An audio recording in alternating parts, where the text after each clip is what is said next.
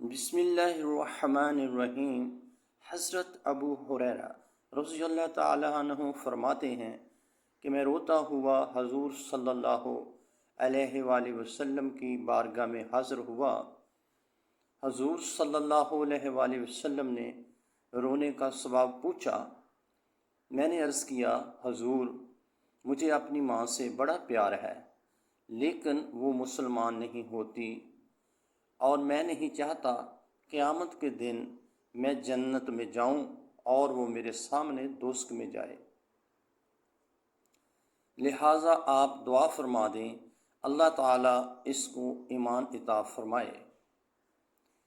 ادھر حضور نبی کریم صلی اللہ علیہ وآلہ وسلم نے دعا کے لیے ہاتھ مبارک اٹھائے، ادھر حضرت ابو ہریرہ رضی اللہ عنہ نے دوڑ لگا دی۔ دیکھنے والے حیران تھے کہ جب ابو ہریرہ رضی اللہ عنہ واپس آئے تو صحابہ کرام رضوان اللہ عنہم نے پوچھا، آج آپ نے ایسا کیوں کیا؟ آپ رضی اللہ عنہ نے فرمایا، میں دیکھنا چاہتا تھا کہ نبی پاک صلی اللہ علیہ وآلہ وسلم کی دعا پہلے عرش پہ پہنچتی ہے یا میں پہلے گھر پہنچتا ہوں۔ انہوں نے پوچھا، پھر کیا ہوا؟